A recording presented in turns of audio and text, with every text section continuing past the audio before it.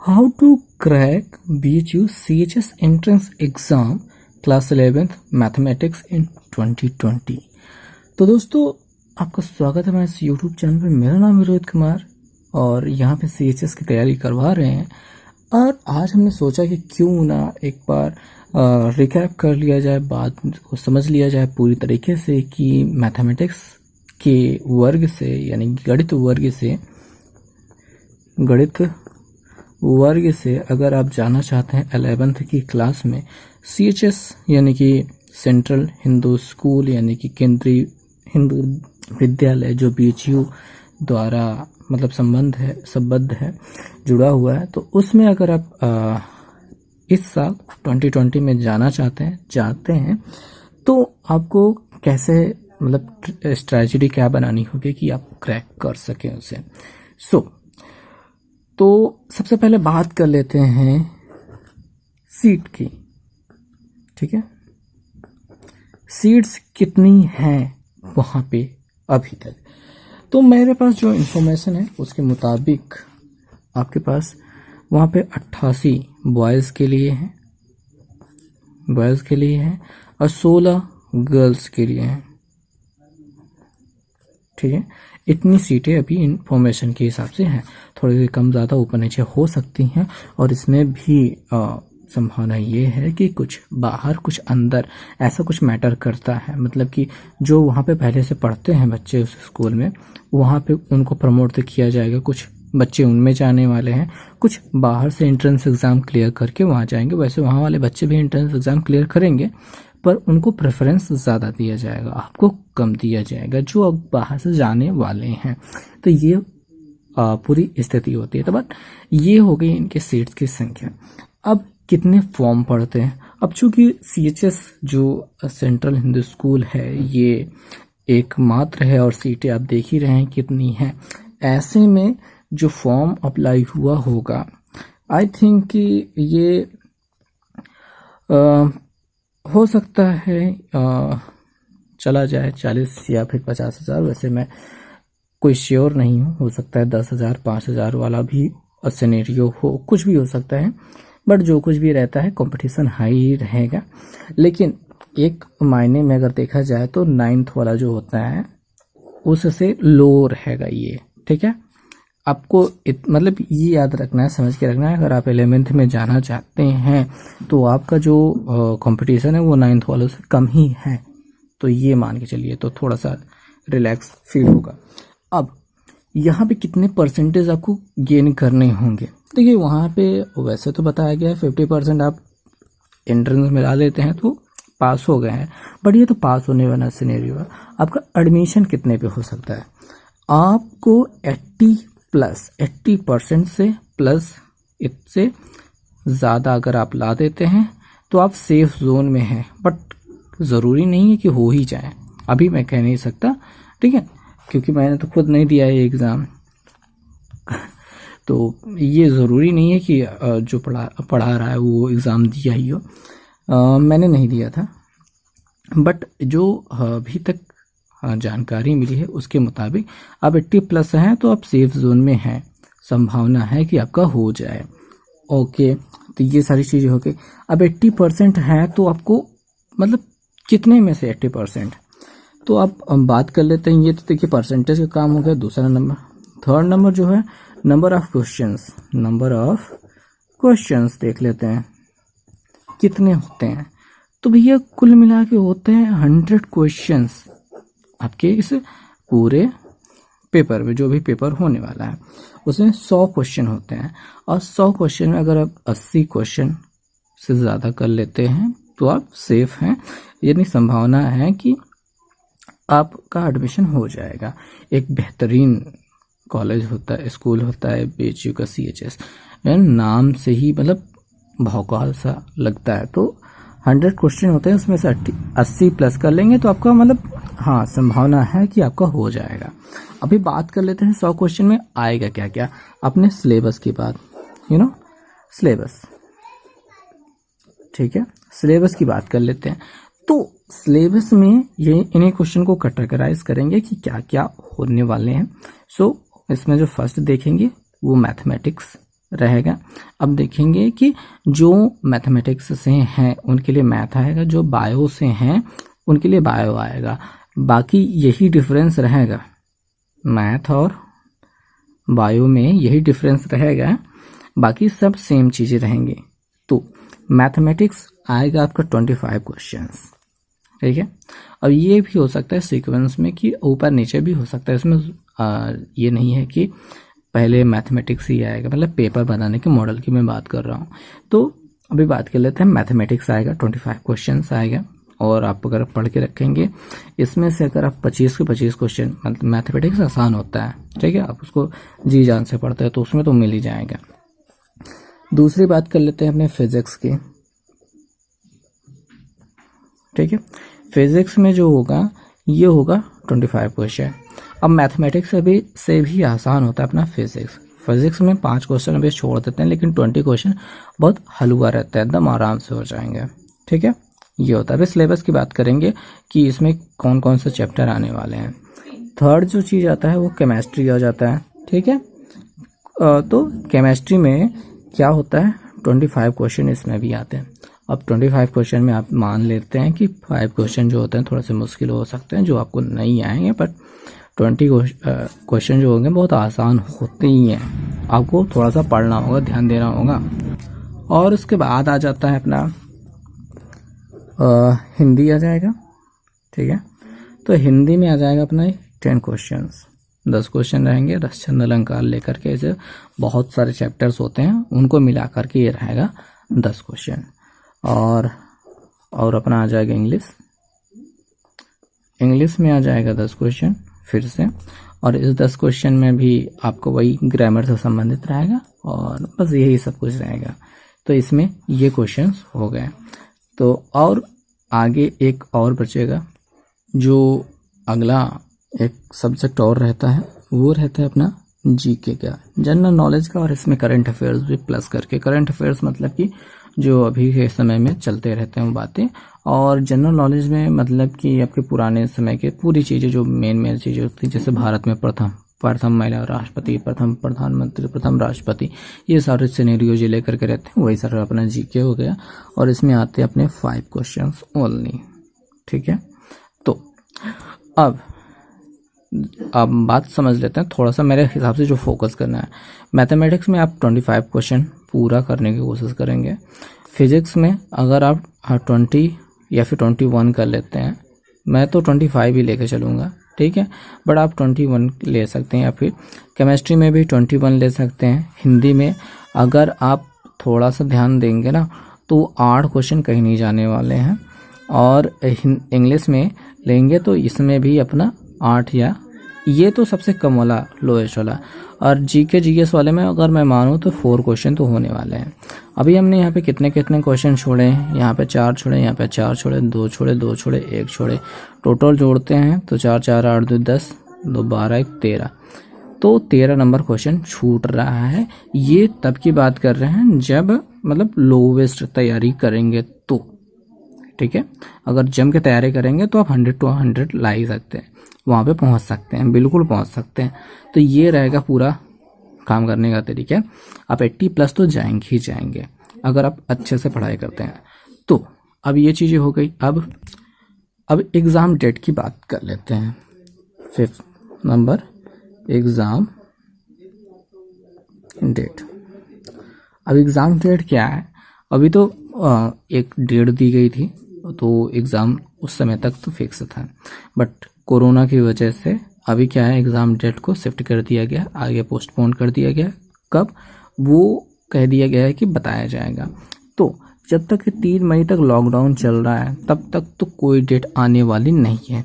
3 मई को जब लॉकडाउन खुलेगा तब बताया जाएगा, ये नहीं कि इसी तारीख को एग्ज़ाम होने लगेगा, नहीं, तब बताया जाएगा। और ज़रूरी नहीं कि 3 मई को ही बताया जाए, हो सकता है बाद में बताया जाए। तो अभी कुछ नहीं, डेट का, एग्ज़ाम की डेट के बारे में कुछ नहीं पता है। ओके, तो ये हो गया एग्ज़ाम की डेट। अब आगे जानते हैं, और अब बात कर लेते हैं सिलेबस की। सिलेबस तो तभी लिखे थे, लेकिन वो सिलेबस नहीं लिखना चाहिए था उसे। अब सिलेबस की बात कर लेते हैं। सिलेबस में होगा क्या, देखिए, आपके मैथमेटिक्स देख लिया था कि मैथमेटिक्स में क्या होगा।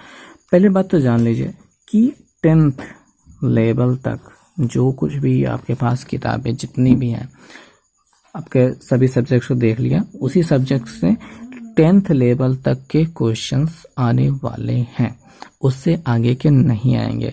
आप सोचेंगे 11 के एग्ज़ाम देने जा रहे हैं तो 11 के भी क्वेश्चन आ जाएंगे, तो बिल्कुल नहीं, ऐसा कभी नहीं होने वाला। बस आपने 10th तक जितना पढ़ा है वही क्वेश्चन आएंगे। हो सकता है थोड़े बहुत कम ज़्यादा मतलब मुश्किल क्वेश्चन आ जाएं जो आपने कभी पढ़े भी नहीं है, लेकिन रहेंगे उसी थ्योरी पे रिलेटेड। बट आपको थ्योरी को समझना पड़ेगा। मतलब मैथमेटिक्स के जैसे क्वेश्चन हो गए हैं, अब मैं पढ़ा रहा हूँ तो उसमें देखा मैंने कि ढेर सारे अलग अलग तरीके से क्वेश्चन बन रहे हैं, बट रहेंगे वही सब कुछ। ऐसा नहीं होगा कि a+b का होल स्क्वायर छोड़ करके वो कहीं भाग जाएंगे, रहेगा वही सब कुछ, लेकिन आपका अलग से रहेगा, थोड़ा सा एडवांस बनेगा ही। तो अभी मैथमेटिक्स में क्या क्या होने वाला है, क्या क्या आने वाला है, वो एक बार देख लेते हैं, समझ लेते हैं कि कौन कौन से चैप्टर से आने वाली हैं चीज़ें। सबसे पहले बात तो सरलीकरण हो जाता है। सरलीकरण, ये सरलीकरण क्या होता है? सिंप्लीफिकेशन, जिसमें बॉड मास का रूल यूज़ होता है, और कोष्टक आप समझ लेते हैं, तो वो सारी चीज़ें रहेंगी। और यहाँ पे फॉर्मूले भी यूज़ होते हैं थोड़े बहुत करके, तो जितना भी होता है यहाँ पे गुणा भाग आपका मैथ स्ट्रॉन्ग होना चाहिए। और टेबल तो आपको 20 तक की याद ही होनी चाहिए, और 25 तक का स्क्वायर याद होना चाहिए, और 10 तक क्यूब याद होना चाहिए। ये तो काम करेगा, तभी आपको जल्दी से कर पाएंगे। दूसरा जो चीज़ आ जाएगा उसमें आ जाएगा संख्या पद्धति। अब ये संख्या पद्धति क्या है? संख्या पद्धति नंबर सिस्टम। नंबर सिस्टम में सम, विषम, पूर्ण, अपूर्ण, पूर्णांक, परमेय, अपरमेय, इन सारी चीज़ों को लेकर के, और कुछ संख्याओं का सम यानी कि एक पूर्ण संख्याओं का सम, सम संख्याओं का योग, सम मतलब योग, ठीक है। ये सारी चीज़ें करके कौन से सम भाज्य, कौन से अभाज्य, ये सारी चीज़ें मिला करके जो बनती है, यही होती है अपनी संख्या पद्धति। यहाँ पे 1 से लेकर 10 तक की पूर्ण संख्याओं का योग ऐसा पूछ सकता है, ठीक है। तो ये सारी चीज़ें रहेंगी। तीसरा आ जाता है अपना भिन्न। अब भिन्न में आप सोच ही सकते हैं क्या है, भिन्न का जोड़ घटाना गुणा भाग हो जाएगा, साथ में 2-4 चीज़ें और भी करके आ जाएंगी, थोड़ी सी एडवांस लेकर के ये हो जाएगा। उसके बाद चौथा जो आ जाता है HCF आ जाता है, LCM आ जाता है। तो HCF LCM में जानते हैं क्या क्या होना चाहिए, वही सारी चीज़ें रहेंगी, थोड़ा बहुत मिला जुला के थोड़ा सा आगे पीछे करके रहेंगे। फिर आ जाएगा आपका रैखिक समीकरण, रैखिक 1 चर वाला रैखिक समीकरण या 2 चर वाला रैखिक समीकरण, आप तो जानते हैं उसके बारे में। फिर वर्ग या वर्गमूल, और उसके बाद घन या घनमूल, ये चीज़ें लेकर के आ गए हैं। अभी बाकी सब जल्दी जल्दी देख लेते हैं। घातांक और कर्णी, ये चीज़ें आ जाएंगी, ठीक है। क्यूब क्यूब, रूट वर्ग, स्क्वायर स्क्वायर, रूट, ये करके जो होता है। उसके बाद औसत भी आ जाएगा, एवरेज जिसे कहा जाता है, पदों की योग बटे पदों की संख्या। उसके बाद अनुपात, उसके साथ समानुपात, रेशियो एंड जो भी होता है उसके साथ में, तो ये अनुपात के बारे में आप जानते हैं। फिर आ जाता है अपना प्रतिशत यानी परसेंटेज। तो प्रतिशत के बारे में बस एक ही फार्मूला होता है, वही उलट पलट के हमको यूज़ करना होता है।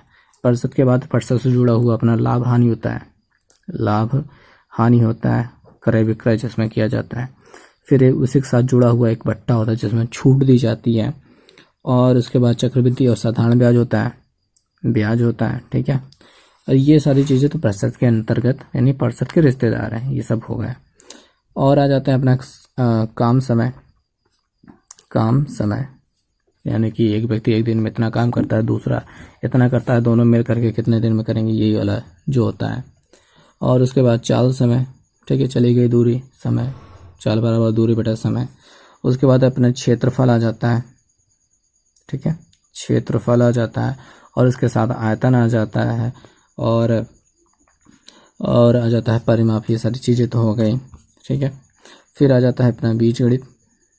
बीजगणित में यही सारे फार्मूले यूज़ होते हैं, a² + b² ऐसे करके जो कुछ भी बनता है, जितने भी फार्मूले बनते हैं सबके सब यहाँ पे यूज़ होते हैं। और उसके बाद त्रिकोणमिति आ जाता है, त्रिकोणमिति। अब त्रिकोणमिति में ऊंचाई और दूरी तक जितना आपने हाई स्कूल में पढ़ा था वही सारी चीज़ें रहेंगी। ज्यामिति आ जाता है। ज्यामिति में अपना वही रहेगा, रह जाएगा वर्ग, वृत्त, आयत और पंचभुज, रेखा, कोण, ये सारी चीज़ें मिलाकर ज्यामिति में आ जाएंगे। और उसके बाद निर्देशांक ज्यामिति आ जाएंगे।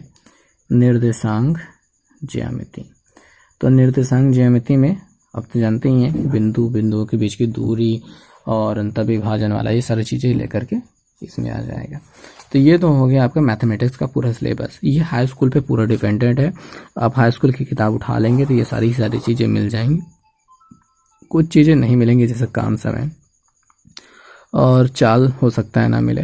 तो ये काम और जो चाल है कक्षा 8 की किताब में मिल जाएगा 6-7 में, तो आप वो भी देख लेंगे, क्योंकि पीछे वाली पूरी चीज़ें आपको आनी चाहिए 6-7-8 पूरा लेकर के।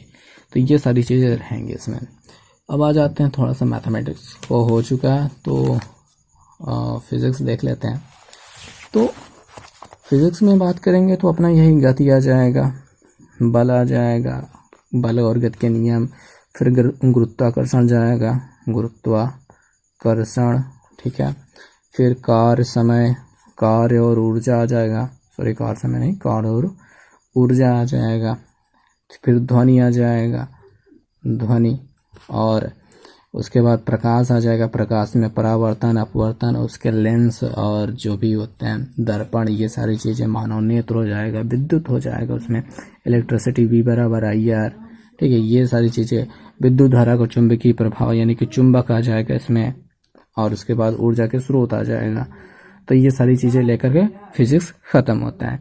तो यहाँ पे हाई स्कूल वाला जितना भी आपके पास था वही पूरा सिलेबस इसमें है, बस 9th वाला और हाई स्कूल वाला 10th वाला दोनों मिला करके आप पढ़ेंगे, क्योंकि 9th में भी जो कुछ रहा वो भी आएगा इसमें पक्का। उसके बाद रसायन विज्ञान का अगर देखें तो हमारे आसपास के शुद्ध पदार्थों के बारे में बात करेंगे, ठीक है।